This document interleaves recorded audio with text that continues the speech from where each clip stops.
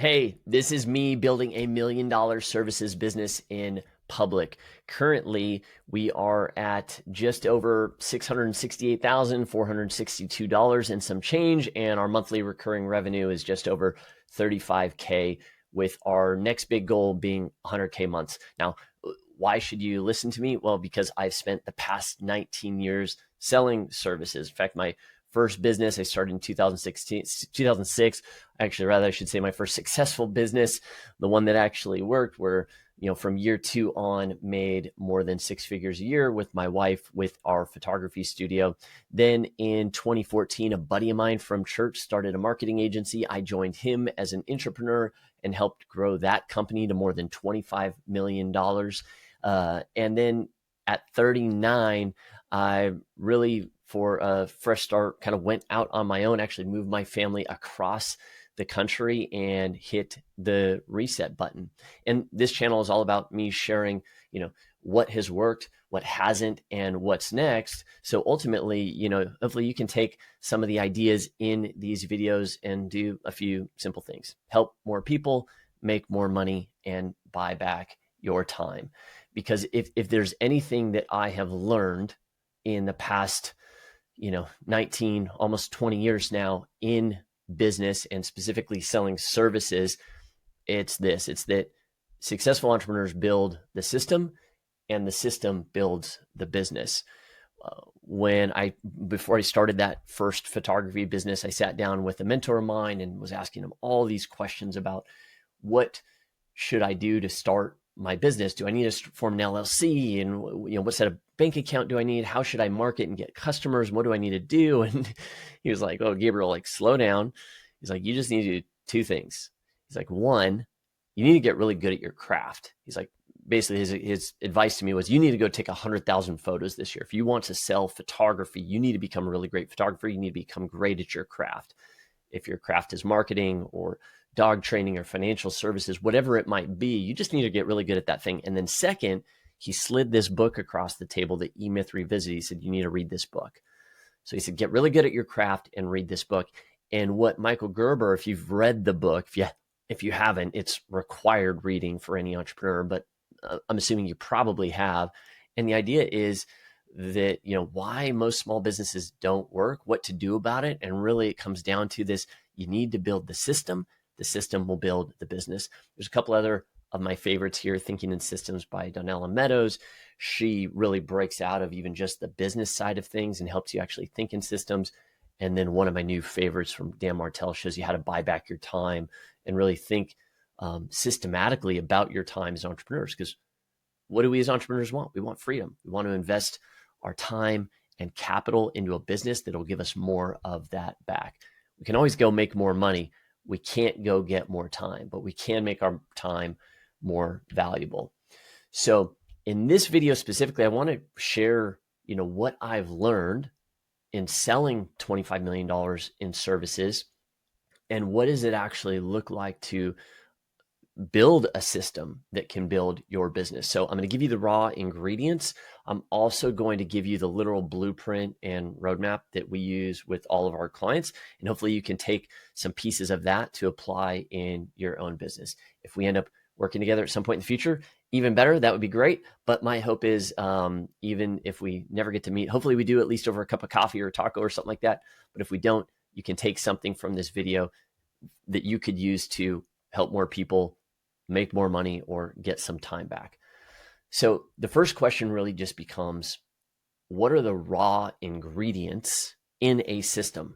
When we say hey, you need a system, well, what the heck is that? And again, you could spend a bunch of time diving into Thinking in Systems and some of these other books, but really the raw ingredients, what makes up a system is 3 simple things. The first, and you've probably heard this word a lot, is content. So what is content? Well, the content in your system would be things, and we're specifically going to be talking here about marketing and sales systems, but this would apply in operations and fulfillment, you name it. But content are the literal words and visuals and videos and things. This mural board that I'm going through right now is a piece of content. This could be a piece of a system.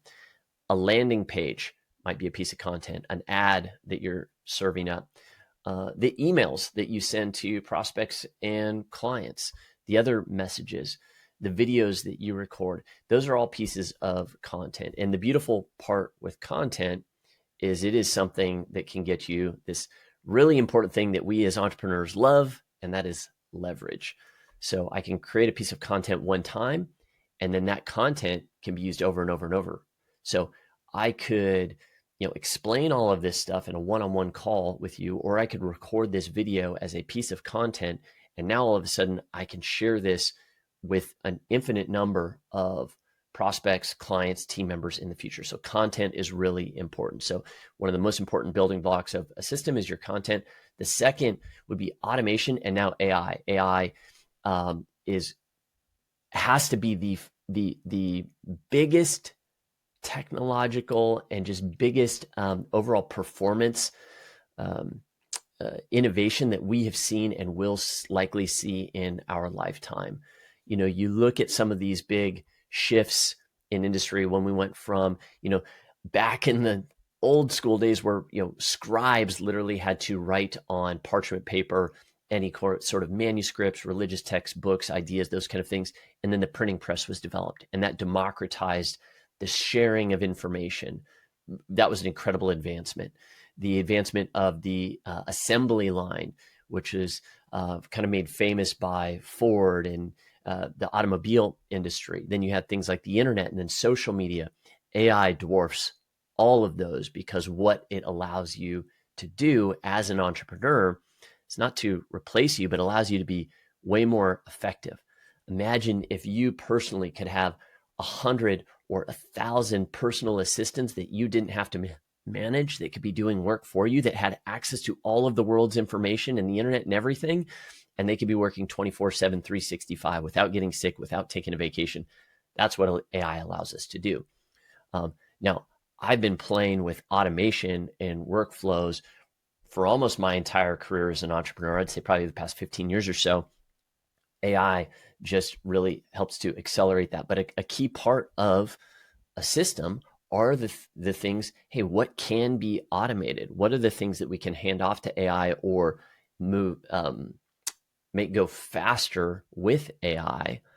That's going to be an important part of your system. Just like where with the assembly line there, if you go into any car manufacturer now these days, if you went 100 years ago, there might have been a guy on the assembly line who was literally screwing in parts, assembling the chassis and putting that onto the frame, where now there might be some robots that are doing that, where the humans are doing kind of the quality inspection and things. So what can we automate? And then the third piece, which is important because I think a lot of entrepreneurs look to these first two and they get this. They're like, okay, content, automation. I want to replace everything with content and automation.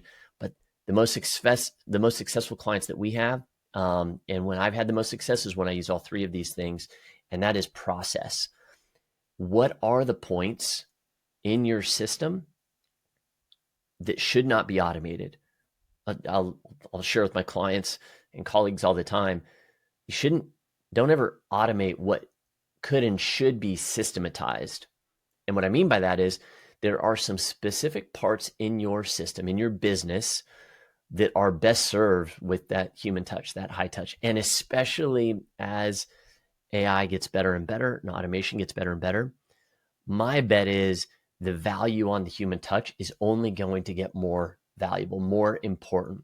So finding those unique points of leverage and being very specific about what should be automated and what should not is going to be key. And, one of the things I think that book, The E-Myth, does really well is it talks a lot about this process. How do you systematize certain things so they're not just in your brain as the entrepreneur? You're not having to hand that down from person to person, but you can actually document that into a playbook. So those are the raw ingredients of a system, but how do you actually assemble them into, how do you put those pieces together? What's the recipe where now you can actually build a system that will grow the business? Because if we know that successful entrepreneurs build the system and the system builds the business, what does that look like? And so I'm going to show you right now a literal blueprint, a map that I've developed over the past 19 years, working with hundreds of clients, all the way from, solopreneurs doing 10K a month up to $2.5 billion, a $2.5 billion publishing company called Agora Financial, Motley Fool, a whole others that, are doing 9 figures a year, multiple hundreds of millions of dollars a year, and everywhere in between. And what I have seen in working with those clients and in growing my own business and businesses has been they all have the same core components when it comes to their acquisition system. And what's the acquisition system is really just, well, let me show you. So let's go over here to the acquisition system. So every system is made up of smaller systems. So it's kind of like, the human body, right, is made up of a bunch of different parts, and those parts have different systems. You may have heard of the cardiovascular system, or your lymph system, your gastrointestinal system, your spinal system or skeletal system. Those are all systems within the body, but you are one body. And in the same way, your acquisition system is made up of its own systems. And specifically, there are 5. And every business has these, no matter what kind of business that you're in, but especially if you're selling services. And the goal of this acquisition system is really just to take strangers, people that don't know who you are and that you exist and that your business exists, and turn them into cash. But there's a journey. You probably heard of the idea of a customer journey that happens along the way, where first those strangers turn into lurkers. In other words, they have to see your billboard, see your truck driving down the street with the wrap on it and your logo. They see an ad or on social, or someone most likely refers them to you. A lot of local businesses, that's how they grow and really rely on word of mouth referrals. And so before you ever actually can even sell or pitch them something, they turn into a lurker. And how do we do that? Well, we do that with our traffic system. So the job of the traffic system is, how do we capture attention? Because the attention is already out there. Your ideal customer is already scrolling social media, going to events, spending time out in public, talking to their friends, asking ChatGPT and Google and YouTube for recommendations, going into Facebook groups and all the like. So our traffic system really answers the question, how do we increase our visibility, increase our reach? In other words, how do we capture attention? Before we can do anything, we've got to stop. In my book, I wrote a book called Hook to Booked, and it dives into the specifics about how we implement some of these things into our business. And I'll drop a link somewhere below that you can check out. But I talk about in the book, before you make the sale, you have to stop the scroll. So we have to capture their attention. Then once we do that, great, we've got their attention. But as you and I both know, attention is fleeting these days. I know my attention span has gotten shorter, and I work very hard to increase that. I work hard to be okay being bored sometimes, to be able to increase my attention span, because everything that's vying for our attention these days is looking to shorten that. So once we have that attention, our lead gen system is then, okay, how do we actually get people to raise their hand? So I would probably more change this to like hand raisers. So how do we take that attention and get someone to raise their hand? This is, if you've heard of things like lead magnets, we call them fly trap offers, because we think there's a better way of doing lead magnets than just offering up some kind of vague, not helpful piece of content to try to get someone's contact information. Things are changing. You really got to help people before they'll ever even enter a marketing conversation with you. So there's a really good way of doing this nowadays, but you need a system, right? So once you have their attention, great. What's the reason why they're going to raise their hand and reach out? Again, that's how you turn those lurkers into leads. Now they end up as a lead in your CRM or in your system. But then once you have that lead, again, also not enough, because leads don't equal revenue. And where do sales happen? Well, sales happen in conversations. And that could be in a one-to-one conversation. You might literally be hopping on a call or providing a quote or an estimate or a demo or an evaluation or something like that. So you have to literally get in a one-on-one conversation. Or it might be a one-to-many, where like in the company Deadline Funnel I was working with for a little over a year, a lot of our conversational selling was done through email marketing in a one-to-many fashion, but it was still a conversation because we were broadcasting these emails and then asking for responses, asking people to click through to check out our landing page, our videos, and that's kind of how we were having the conversation. But regardless, you need your engagement system, because that engagement system is okay. Now let's exchange attention. How do we actually get into conversation? Because the sales happen in the conversation. And this is interesting. This is usually where in most acquisition systems that I've seen, the path kind of splits, because you've probably experienced where there's people that kind of come into your world and become a lead, and then they buy very quickly, or you get onto a sales call with them and they're just ready to go. And that's probably usually has less to do with you and me, which I've learned. I used to really think like, oh, wow, I did a really good job here. And I realized that had less to do with me, more to do with the prospect. And it more had to do with the fact that they were just ready.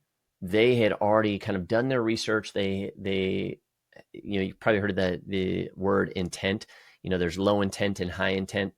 Somebody who's high intent is like ready to solve their problem. So for example, it is summer right here in Nashville. In the beginning of summer, our upstairs AC, we have 2 AC units that serve the house, one for all the downstairs, one for all the upstairs. And the AC unit for the upstairs went out. Now, I can tell you, I was very intent on getting that replaced as soon as possible. I work upstairs. My daughter sleeps upstairs. And it is unbearable without the AC. So I did not need this long nurture sequence or sales process. I needed my problem fixed, and I needed it fixed now. Now, there's other things and other services. We help a lot of dog trainers, for example, where, depending upon where somebody is at, once they have a new puppy or they've had their dog for a while and maybe are having some obedience issues, they might be on a varying level of intent. They might be really interested in solving that problem or not. So this engagement system should help to accelerate them into the buying process. But here's the thing.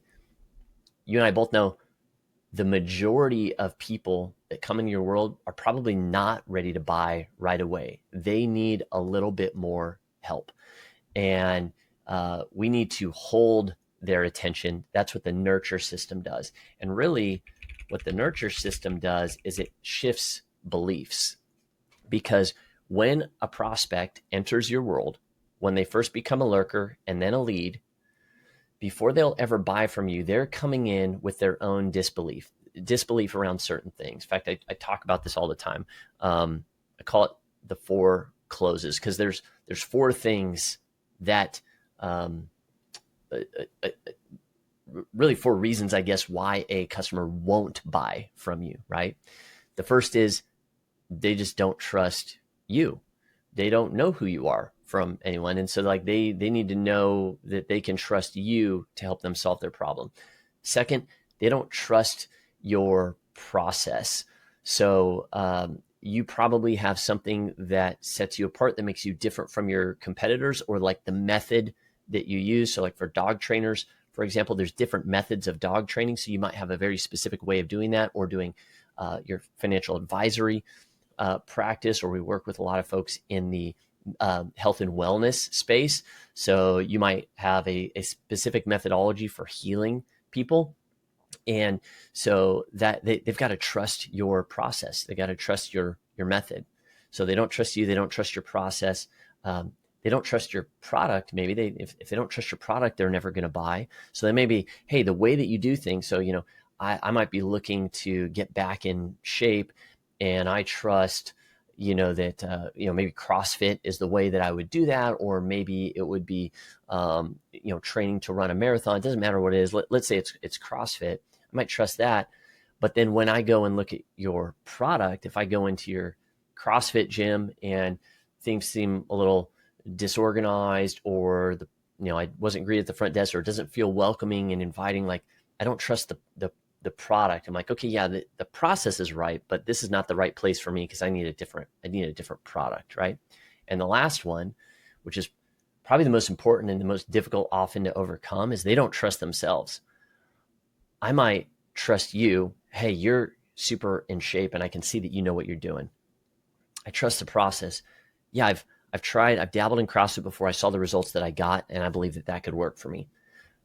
I trust the product. I go into your gym. I did a trial workout. Wow, the people seem really inviting. I could totally see myself here, but maybe I don't trust myself.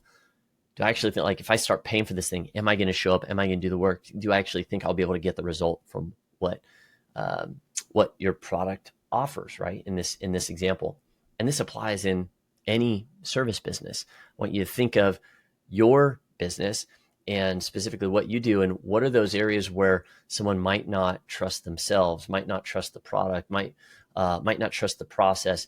Now, those things are the things that we want to tackle and attack in our nurture system, because we need to speak to those beliefs, those objections that they might not even realize that they have. And a good nurture system is going to do that, because what I've discovered over the long haul in business is that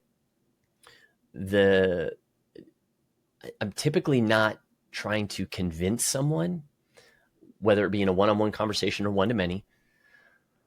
I'm simply trying to help the prospect make the best decision for themselves. And usually that comes more around a timing thing. And what I mean by this is this. You want to be at the front of your prospect's mind when their pain peaks. When the pain is most relevant to them of the problem they're trying to solve, you want to be the one that's top of mind. And if you do a good job with your nurture system, you will be that person. Again, going back to the air conditioner example, when my pain peaked, now I was not thinking about air conditioning the week before it went out, not thinking of it at all. But I can tell you the HVAC company in our area had done a good job of marketing and advertising, and kind of just staying top of mind. As soon as my pain peaked, as soon as that AC went out, they were the first ones that I called. And we want the same thing to be true in your business, because there's all sorts of variables. You know better than anyone running a business. Things change with life, family, business, team, and your top priority might shift at any given point in time. And all of a sudden, if the problem that you solve for your clients becomes a top priority, you want to be top of mind. So the nurture system does that. And then finally, the sales system really is like how we enroll clients into our offer. So how do we enroll clients into our offer is what the sales system does. And that's how we take those conversations that are happening in our initial engagement system. So we call it the new lead fast track. When somebody enters our world, hey, are they ready to buy or not? Let's go ahead and fast track them into our sales system. If they're not ready right now, okay, we need to nurture them a little bit more. Maybe we need to spend some time shifting some beliefs, so then we can get them into our sales system. So the acquisition system does two things. What does it do? It captures attention. So it takes people out in our market, our ideal customer, turns those strangers into lurkers and leads. It captures attention, and then it also converts that attention. So it takes those leads, gets them into conversation, makes offers, turns those conversations into clients and cash. And so in the videos I'll be sharing on this channel, we're going to dive into specific tactics, but hopefully right now what I want you to do is I want you to look at your own business and kind of try to grade how your system is. And I'll quickly kind of run you through a process before we land the plane here, which is something I call the Clarity Compass. We go through this with all of our clients because what I found is you have an acquisition system already in place. You have some kind of a system. Now, it may not be formalized. It may just be in your brain or how you do things, or it's what you're testing right now, and it may change a lot. But you probably have some sort of a system. If you're not a brand new startup. Now, if you're a brand new startup, you might want to be thinking about these things and what's going to go into each one of these buckets. But if you're providing a service and you're working with clients, you've got a way to capture attention. You've got your traffic system. You've got some way of generating leads from that. And it might be as simple as, hey, if you like what we do, tell your friends and have them give us a call. And they give us a call and we go out and do a free estimate.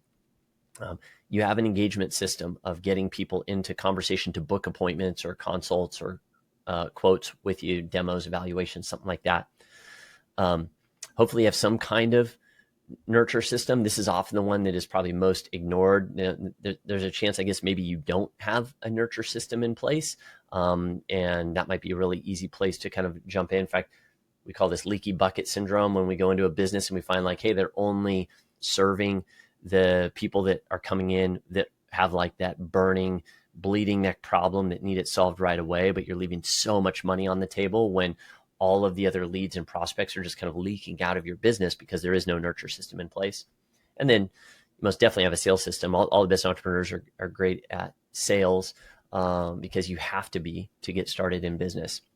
So what I want you to do is this. I'm going to walk you through this real quick, and I just want you to take a moment to give yourself a grade in each one of these areas, either a red light, a yellow light, or a green light. Red light is like, oh yeah, this is definitely a problem, or it's non-existent. Like the numbers are not good. This is bad. This needs to get fixed. This is costing me money. Yellow means like, okay, things are so-so, or there might be some issues, but I kind of know what the issues are, and they're either, I'm okay dealing with them for now, or we've got a plan to fix them, and that's already in place. So somewhere kind of in the middle. And then green light would be, hey, like this is actually working pretty well right now. Again, we could always be doing better, but hey, it's working, well enough. Because if there's anything I learned in business, it's that you can do whatever you want as an entrepreneur, and you probably have a lot of ideas. You can do whatever you want. You can do anything you want. Just can't do everything you want, at least not at the same time. So being very selective about where you're going to put your focus is really how those successful entrepreneurs over time build the system, and then the system builds the business. So what you want to do is go through each one of these. So let's start with your traffic system. How would you grade your traffic system? Red light, yellow light, green light. And this just means like, okay, do I know how I'm getting attention from folks? Is it with SEO? Do I do events or radio or Facebook ads? Is it through referrals? And if so, are those consistent? But are we capturing attention? So red, yellow, green. Then your lead gen system. Okay, what reason do you give people to actually reach out, to fill out the contact form on your website, or opt into your landing page, or to inquire or download your lead magnet, whatever it might be? How easy do you make it, and how compelling do you make it for someone to actually raise their hand once you've got their attention? Red, yellow, or green. And as you can see on this side of the acquisition system, the capture attention side, we've got content. So we've got content in the middle. There's two kinds of content that you have. You have attention generating assets. So you can think of attention generating assets like your social media, maybe your Instagram or YouTube. It could be your ads. It could be your website and blog content. So if you were just to kind of give a grade to all of your content on the attention generating side, so this doesn't have to do with sales decks and presentations and after someone's already entered kind of your marketing funnel. This is just top of funnel, meaning how do we get people's attention? How would you grade that? Red, yellow, green. So now we have a grade on traffic system, lead gen system, and attention generating assets. Now let's move over to the conversion side. So now that we've got attention, how do we convert it into clients and cash? So how would you rate your engagement system? Again, this is the system that gets those leads over here into conversation. So if you book sales calls or consults or evaluations, how's that booking system? Are you able to get people to book onto calls? What's your show rate? Are you able to get them to show up? When they show up, are they qualified? And is your marketing done a lot of the lift? So red, yellow, green there on the engagement system, getting those leads into conversation. And then how about your nurture system? How well do you feel like you're doing with your existing leads? So people that maybe don't buy right away, how good are you at being able to reactivate those leads, keep those leads engaged over time so that when their pain peaks, they come to you and buy? And sometimes if you do this really, really well, you can actually help kind of like shine a light on the pain that they're dealing with so that they know it's actually a problem, and like, oh shoot, I really do need to deal with this, because the sooner they deal with that problem, the better their life's going to be. You're going to be able to help them. Again, we want to help more people, make more money, and get our time back. So this nurture system does a really good job, or should do a good job, at shining the light on the problems that you solve for your prospects, and getting those folks to reactivate that maybe weren't super high intent right when they came in. So how would you grade that? Is it non-existent? That's a red. Is it not working, or you don't really have a plan for it? Maybe that's a red. Or is it yellow or green? And then finally, your sales system. So how, what do your close rates look like on those sales calls or consults? Do you, how good are you at overcoming objections, disbelief? How clear are you on those things? Maybe you have a team of people that are doing sales for you. What's that enrollment process look like for someone to get started with you and to kind of move from marketing, sales, and into, fulfilling on the service that you offer? Red, yellow, or green. And then here on the content side, hopefully you've got some attention converting assets. So you might have some videos and your emails. So for example, if you do sales calls, the emails and text messages that go out leading up to those calls, those are attention converting assets.